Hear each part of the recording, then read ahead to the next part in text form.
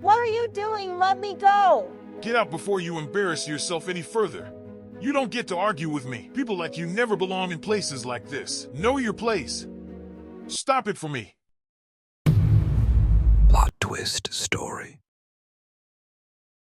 Naomi Bennett, a young black woman in her early 20s, a gifted violinist with extraordinary talent. Despite her rising fame in the classical music world, she remains humble. She dresses simply, without flashy accessories, carrying only her cherished violin case. Victor Hayes, a white restaurant manager in his mid-40s. Arrogant and prejudiced, he believes appearances define worth. He runs the restaurant with an iron grip, ensuring that only high-class individuals are welcomed. Ethan Stone, a wealthy businessman and patron of the arts. He is hosting an exclusive dinner and has arranged a special surprise performance by a renowned violinist. He respects talent regardless of background. La Fontaine stood as a beacon of opulence in the heart of the city, a sanctuary of exclusivity where the elite gathered beneath golden chandeliers that bathed the grand dining hall in a warm, regal glow. The polished marble floors reflected the light, their pristine surfaces untouched by anything less than perfection.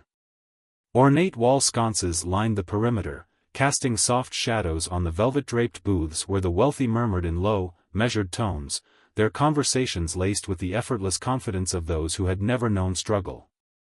Tonight, however, the air buzzed with an extra layer of anticipation, a subtle energy that hummed beneath the clinking of fine crystal and the gentle murmur of violins playing from the overhead speakers. This was no ordinary evening. It was a private event, an exclusive dinner hosted by none other than Ethan Stone, a name synonymous with power, influence, and an unyielding appreciation for the arts. Ethan, a man whose reputation preceded him in both business and philanthropy, had arranged for something special tonight, a performance unlike any other. The details had been deliberately kept vague, even to his closest associates, ensuring that the surprise would unfold with maximum impact. His personal invitations had been sent weeks in advance, hand-delivered to a select group of high-profile guests who now trickled into the restaurant in their finest attire, the men clad in impeccably tailored suits, the women adorned in evening gowns that shimmered beneath the cascading chandeliers. They were here for an experience, an evening of fine dining and refinement, where even the smallest details had been curated to perfection. And at the helm of maintaining that perfection was Victor Hayes. Victor stood near the entrance, his sharp gaze scanning the room with the practiced eye of a man who had spent years ensuring that La Fontaine remained an impenetrable fortress of prestige. Dressed in a crisp black suit with a pocket square that matched the deep mahogany of the restaurant's interior, he exuded an air of control, of a man who believed in order and exclusivity above all else. He knew his guests, understood the weight of their presence, and above all, he knew who belonged and who did not. He prided himself on maintaining that distinction, on keeping the undeserving at bay, ensuring that the sanctity of La Fontaine's clientele remained untarnished. The evening unfolded seamlessly. Waiters moved in synchronized precision, their silver trays laden with glasses of vintage champagne that fizzed invitingly beneath the ambient lighting.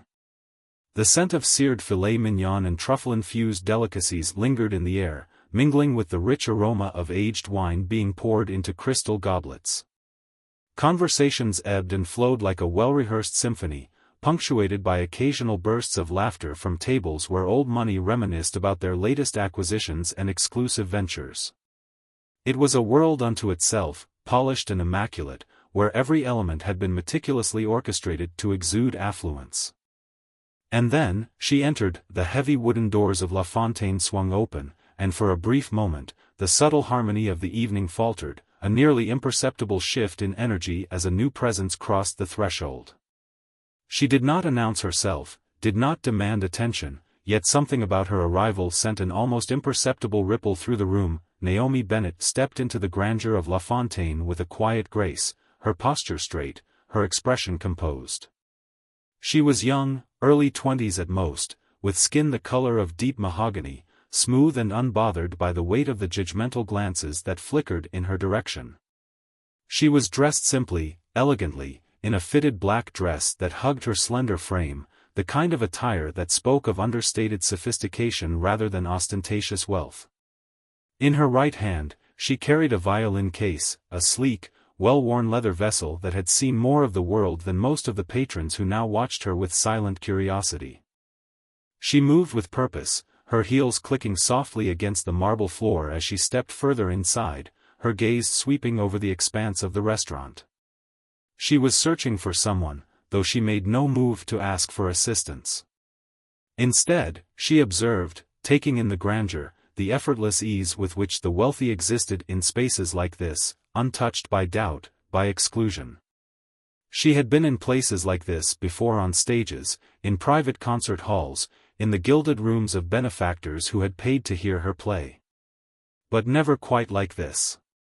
Never as a stranger in the crowd. Victor Hayes noticed her immediately. He always did. He had an innate ability to spot the ones who didn't belong, the ones who upset the delicate balance of exclusivity he so carefully curated. His gaze sharpened as he took in the violin case, the quiet confidence with which she carried herself, the way she did not shrink beneath the weight of the restaurant's scrutiny. It irritated him. There was no hesitation in her stance, no sign of uncertainty, yet he knew, instinctively, that she did not belong here. Not among the carefully selected guests who dined at tables set with gold-plated cutlery and linen napkins that cost more than some people's monthly wages. She wasn't a guest. She couldn't be.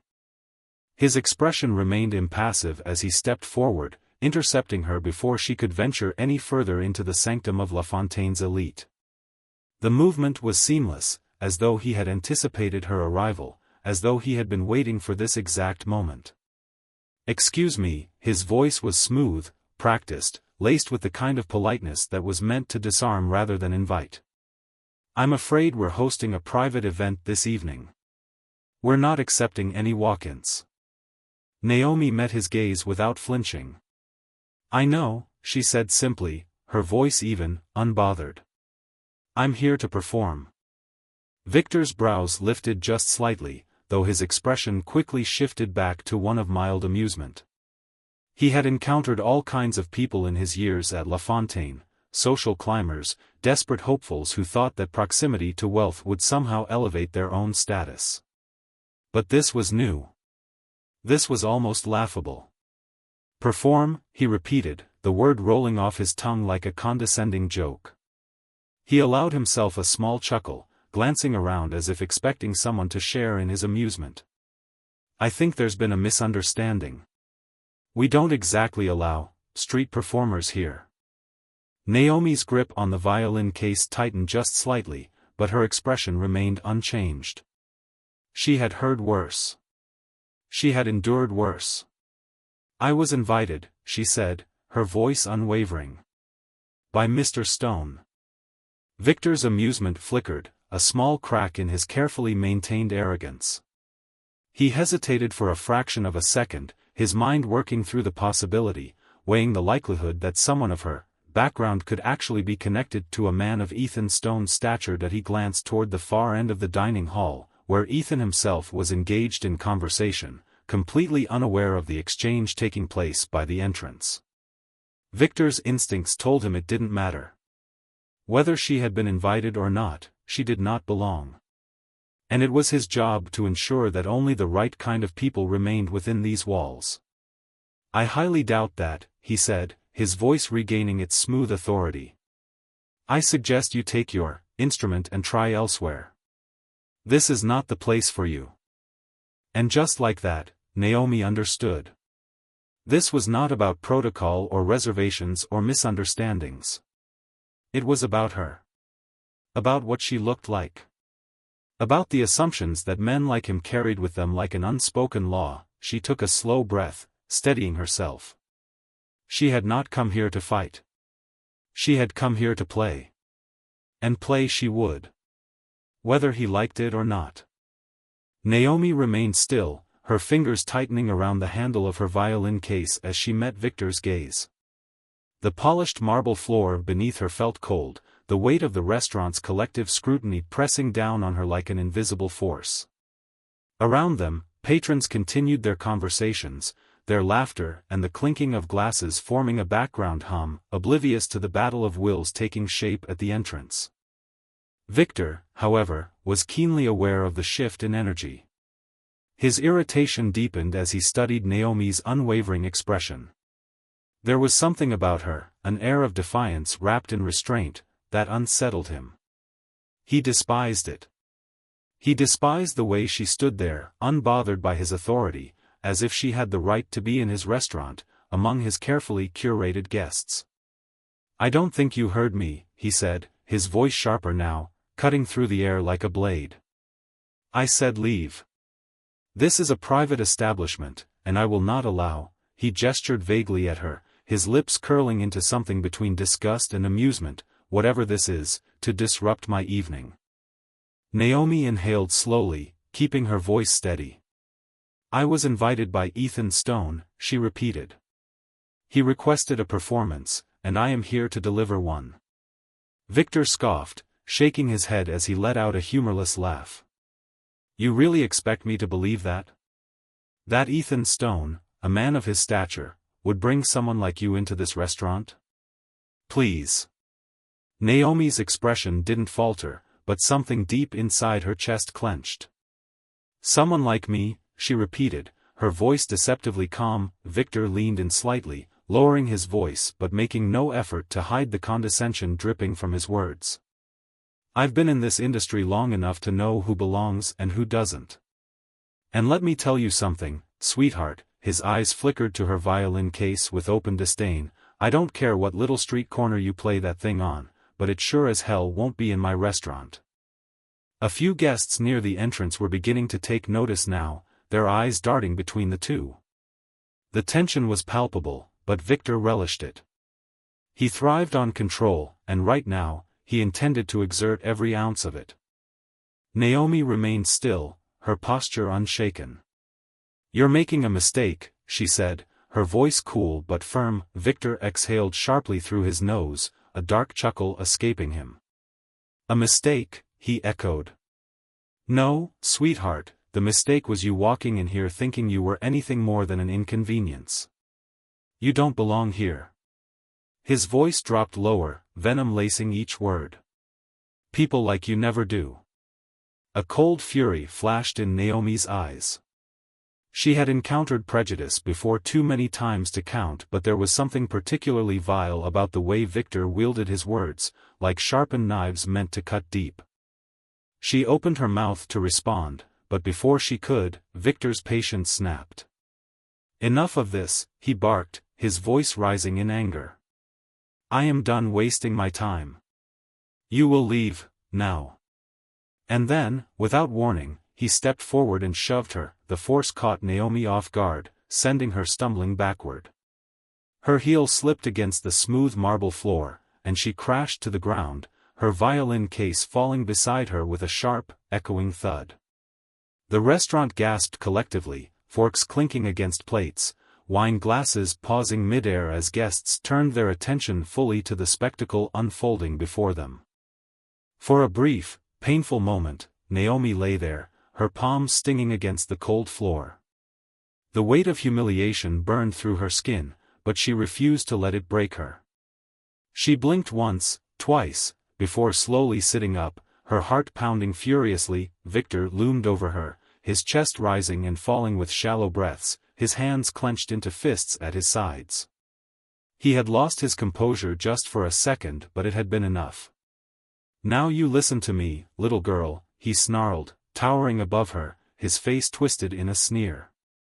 "I don't care what fantasy you've built up in that empty head of yours, but in the real world, you will never be good enough for a place like this."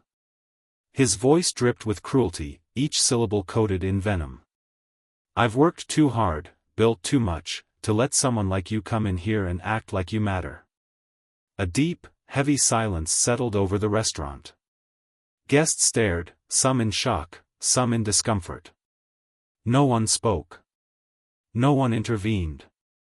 Naomi swallowed hard, her breathing controlled despite the furious storm building inside her.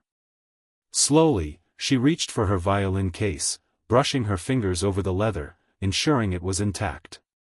She refused to let him see her anger, refused to give him the satisfaction of knowing he had gotten to her. She pushed herself up with quiet grace, dusting off her dress. The weight of dozens of eyes watching her did not faze her. She had endured worse. Then, her voice cut through the silence like the bow across violin strings, soft, steady, and unshakable. "You think power is in keeping people out," she said, locking eyes with Victor. "But real power? Real power is knowing that your approval means nothing." Victor's sneer faltered, just slightly. Naomi continued, stepping forward, reclaiming every inch of space he had tried to take from her. "You can call security. You can drag me out of here. But the moment Ethan Stone walks through those doors and realizes what you've done, you will be the one begging to stay." Victor clenched his jaw, his nostrils flaring. "Get out." Naomi tilted her head slightly, an almost amused glint flashing in her eyes. "You seem nervous," she observed. "Are you afraid of what happens when the truth comes out?" Victor stepped closer, his voice dangerously low. "I'm not afraid of anything," he spat. Naomi smiled, a knowing smile. "You should be." The heavy wooden doors swung open. The moment shattered as Ethan Stone strode in, his gaze sharp as it swept over the scene before him. His eyes immediately landed on Naomi, her poised stance, the violin case clutched tightly in her grip. Then, his gaze snapped to Victor, whose face paled ever so slightly. Naomi exhaled slowly. It was time, the tables were about to turn. Ethan Stone stepped inside LaFontaine, his sharp gaze slicing through the tension that hung thick in the air. The moment his eyes landed on Naomi, still clutching her violin case, standing tall despite the clear remnants of conflict, his expression darkened. His attention shifted to Victor, who had instinctively taken a step back, his smugness suddenly replaced with a flicker of uncertainty. The shift in power was subtle, but undeniable. The room, previously held captive by Victor's arrogance, now found itself drawn toward Ethan, whose very presence commanded attention. The silence stretched, each passing second amplifying the weight of the unspoken. "What the hell is going on here?" Ethan's voice was calm, but there was a dangerous edge to it, a blade wrapped in silk. Victor, scrambling to recover, squared his shoulders. "Mr. Stone," he began, his voice coated in false authority, "I apologize for the disturbance, but I was just handling an unwanted guest." His eyes flicked toward Naomi, his confidence creeping back. She tried to get in under false pretenses, claiming she was here to perform. "Naturally, I couldn't allow some random." "Random?" Ethan cut him off, his voice dropping dangerously low. The single word carried the weight of a loaded gun, and for the first time that evening, Victor felt the shift. His fingers twitched at his sides, his throat bobbing as he swallowed down the rising unease. Ethan turned to Naomi, his expression softening instantly. "Miss Bennett," he said, his voice laced with genuine warmth, "are you all right?" Naomi, ever composed, gave a small nod, though her grip on her violin case remained tight. Victor blinked, confusion washing over him like a cold tide. The sudden change in tone, the familiarity between them, it didn't make sense. He opened his mouth to speak, but Ethan was already turning back to him, his previously warm expression now ice-cold. "You absolute idiot," Ethan hissed, taking a step forward, the controlled fury in his posture suffocating. "Do you have any idea who you just assaulted?" Victor's mouth went dry. The certainty he had clung to so tightly, the belief that he had done the right thing, that he had protected the sanctity of his restaurant, cracked. He stammered, his usual composure slipping like sand through his fingers. Ethan wasn't done. "Do you even research the artists I bring in, Victor? Or do you just make blind assumptions based on the color of their skin?" At that, a murmur spread through the restaurant, like an ember catching fire. Guests who had been silent before were now whispering, eyes darting between Naomi and Victor, realization setting in. Wait. Naomi Bennett, one woman at a nearby table gasped. The violinist? She was on the cover of the Symphony Review last month, another man muttered. I saw her perform at Carnegie Hall. Recognition rippled through the elite patrons like a shockwave. Victor's face drained of color. His lips parted, but no words came. Ethan's glare could have turned stone to dust. Naomi Bennett, he said, his voice cutting through the whispers, is not only one of the most gifted violinists of our time, she is the headliner of tonight's event. I personally invited her here. And you, his voice dropped to a lethal whisper, just assaulted her. A collective gasp rippled through the restaurant. Victor took a step back, his entire body locking up in pure terror. I didn't know, he croaked, desperation creeping into his voice. I thought, no, Ethan interrupted, shaking his head, disgust evident in his eyes. You didn't think. You assumed. You saw a young black woman walk into your precious restaurant, and you decided, right then and there, that she was less than. Victor's breath shuddered. A cold sweat clung to his temples. I was only trying to maintain the restaurant's reputation, he stammered weakly, but even as the words left his mouth, they felt hollow. Ethan scoffed. You didn't maintain anything. You destroyed it. He gestured toward the silent, watching crowd. Every single person in this room just witnessed your pathetic display of racism. Do you have any idea how this will look? To the press? To our clientele? Victor opened his mouth then closed it. He knew. Ethan exhaled, shaking his head as if the sheer idiocy of the situation exhausted him. You're done here. Victor's entire body seized. Wait, what? His voice rose in panic. You heard me, Ethan said, his tone final. As of this moment, you are no longer employed at La Fontaine. You're fired. Victor staggered back, his world tilting on its axis. You can't. I can, Ethan snapped. And I just did. Please, Victor lowered his voice, pleading now, desperation seeping into his usually confident tone. I made a mistake, but... No, Ethan's glare hardened. You didn't make a mistake. You made a choice. He glanced at Naomi, then back at Victor. And now, you live with the consequences. Victor looked around wildly, as if searching for anyone to defend him. But there was no one. The guests avoided his gaze, some shaking their heads in disapproval. Even the waitstaff, who once feared his authority, stood silently, relief flickering across their faces. He had no power here. Not anymore. With trembling hands, Victor reached for the name tag pinned to his jacket. Slowly, hesitantly, he unfastened it, his fingers clumsy, numb. It felt surreal, the weight of it heavier than it had ever been. Then, with a final, reluctant breath, he placed it on the counter. Ethan didn't even spare it a glance. Get out, he said. Victor hesitated one last moment of resistance, of misplaced pride before finally turning on his heel and walking out. The restaurant watched in stunned silence as the man who once ruled over them disappeared into the night. A heavy pause followed.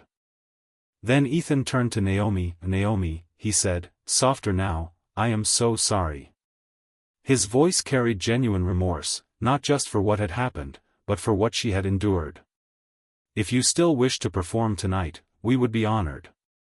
Naomi, who had remained composed throughout, finally exhaled. She looked at Ethan, then at the guests, their expressions now filled with admiration, not judgment. A small, knowing smile tugged at her lips. Then, without another word, she unlatched her violin case. And as she lifted her bow, as the first, hauntingly beautiful note filled the air, La Fontaine bore witness to something greater than talent. It bore witness to justice. And Naomi Bennett? She had won. Discrimination is often masked as maintaining standards or protecting reputation, but at its core, it is nothing more than prejudice and ignorance. Victor Hayes believed his authority gave him the right to judge Naomi based on her appearance alone, never considering that she could be someone extraordinary.